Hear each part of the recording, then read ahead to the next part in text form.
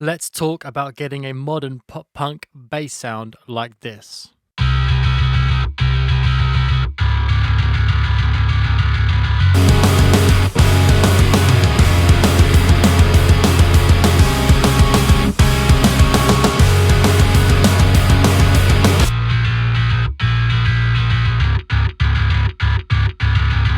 In this video, I will break down my approach to getting a big crunchy bass sound for pop punk like you just heard. And don't forget, if you like what you hear and you want your next song to sound like this, then fill out the contact form at terrybeckleyrecording.com and I will get back to you.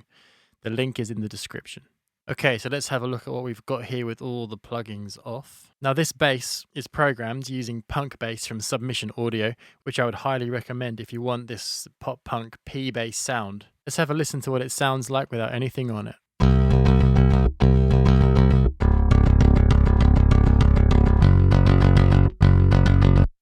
Really good punchy sounding DI. You can really hear the pick attack there, consistent low end, everything you want from a DI. Having said that, my first plugin, the Pro Q3, is just nipping out a bit of 2.5K because I felt like it can, when it goes through the plugins later, the amp and whatever, that starts to get a bit nasty. But that's the taste. You know, sometimes you really want that kind of nasty sound in there. Yeah, it just sort of controls the pick attack sound for me. But if you really want that to come through, then don't do this first step. Next, we've got Parallax, which is doing 99% of the heavy lifting here. I'll turn this on and suddenly we'll have a gritty bass sound.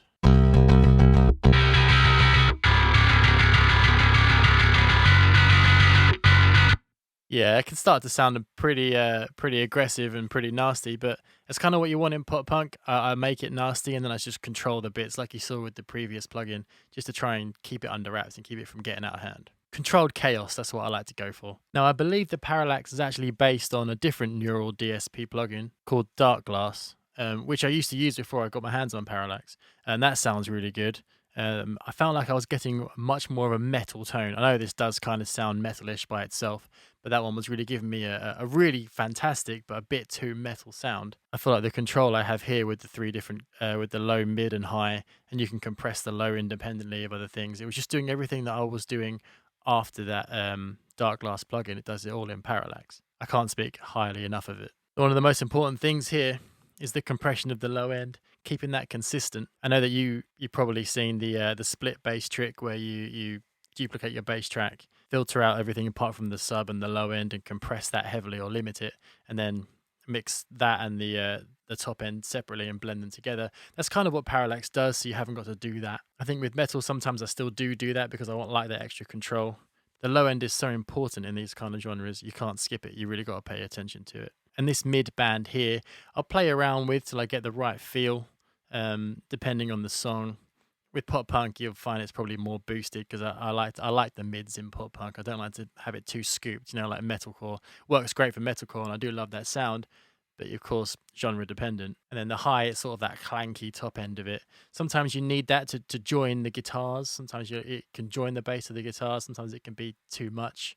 Again, it's something I'll play around with, which is why I love Parallax, because I can literally just use those three bands and get a good balance. Okay, next up we have another Pro Q3, this time doing a bit more of the surgical stuff. There'll be a little build up here of low end at 110, a couple of mid scoops here, helps to emphasize the top and the low end. You'll find that carving out bits of mids throughout the song as you mix will help give you a nice clean mid-range so that you can have mid-range in your song without it sounding scooped. And then this is more pick attack controlled here in the 2K region. But it's a testament to how well the punk bass instrument is made, because that pick attack there, I find that's missing with quite a lot of bassists when I record real bassists. So to have that in a plugin, I love it. I'd rather take it out than magically find a way to add it in. Now I've got the C4, again just controlling the low end. If you saw my drum mixing video, you see I do it with the kick drum too, bypass all the other bands. Just focusing on the sub and low end here, make sure I've got that compressed and locked in, and then I can use that as a fader to bring the low end up or down depending on how much bass I want. If you've ever done a bit of mixing, you know that so much of the low end that you hear in your mixing environment or different headphones, it all lies to you. I've got Sonar Works room correction here, but still I have to go out to my car and different speakers to really find where I want the low end. So that's why I like having it on a fader, so I can give it more or bring some back. Okay, now we've got RBass. This creates harmonics of wherever you set it to. So it's set here to 80 hertz. So it creates harmonics of 80 hertz and fills in that low end on small speakers. This plugin, I don't know how I ever live without it. Let me show you the difference when I turn it on, what the bass sounds like. You can see how you just lose the low end.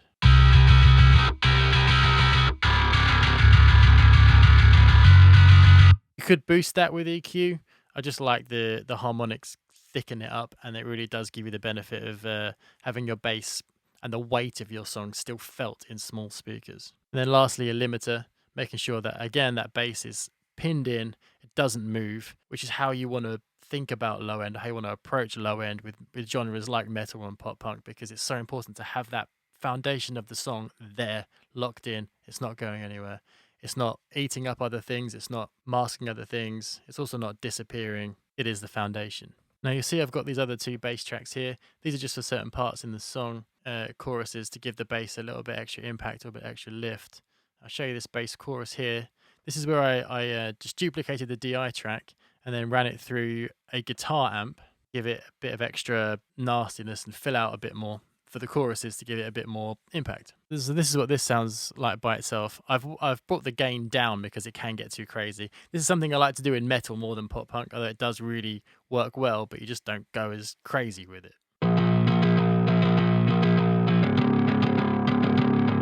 Let's hear that with the actual bass track as well, blended together.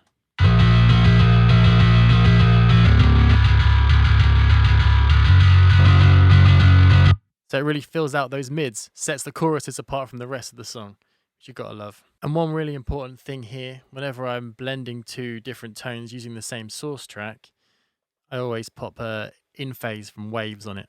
This gives you the most amount of phase correlation you can possibly have, so that you don't punch holes in your song. You try and layer things up and it sounds thinner. It's because your phase relationship is off. So this here has allowed me to get as much phase correlation as I can.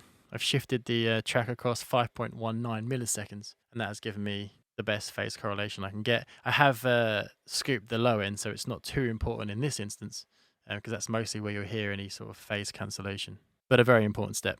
Okay, bass bus. And we've got Nonlinear Summer. Love that plugin. If you've seen the drum mixing video, if you've seen the vocal mixing video, this plugin is all over my mixes. I love how it sounds. We've got a Pro Q3 here. Just cleaning up some of the super sub. I want the kick drum to occupy that area. And then this little notch here is to make room for the kick. And this is a really important part. In pop punk and metal, it's not really the same as pop and other genres where you would side chain the kick and the bass so that you make sure that there's room, because that just pokes holes in your bass track. We need a thick low end where they're both present, and you can hear them both constantly. You don't want that side chaining sound. I know that some mixers do it. I think you'll find most of them don't. Whenever I've been watching any live streams or over the shoulder of any pros, I've never seen them sidechain. They all talk about it, they all know about it, but I've never actually seen them use it when they break down a pro mix. This is more what they do here. Make room for the kick, but the bass is still there. So this 65 hertz would be where the kick energy is.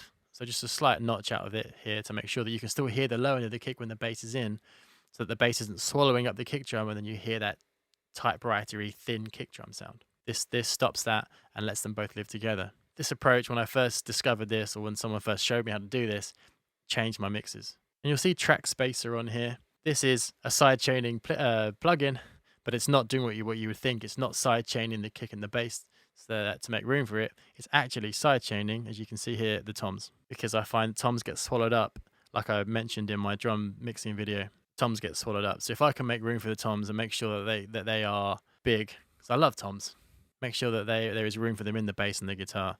You haven't got to push the toms too loud. You haven't got to make the toms too thin. And Track Space is just a fantastic plugin for anything like that. So there you have it. That's my approach to mixing bass broken down. Not too long, this one, but some very important parts there. If you take anything away from this video, the main 2 points would be phase. Make sure if you're duplicating any, adding layers to your bass, make sure they're in phase. And secondly, personally, my advice would be don't side chain your kick to your bass. Make room for your kick, but make sure that low end is pinned and always there. It's the foundation of your track in pop punk, in metal. In fact, I think the biggest giveaway of an amateur mix is not having that low end nailed. If it moves around, if it swallows other things up, if the kick is getting swallowed up and all you can hear is the top end of the kick, that's how you know it's not a pro mix, in this day and age anyway. So thank you for listening. Please subscribe to my channel if you want to see more mixing videos like this. It'll always be pop punk, metal, and other rock genres. If you want your next mix to sound like this, drop me a message on terrybeckleyrecording.com on the contact page. I'll get back to you. If I don't hear from you there, hopefully I'll see you at the next one.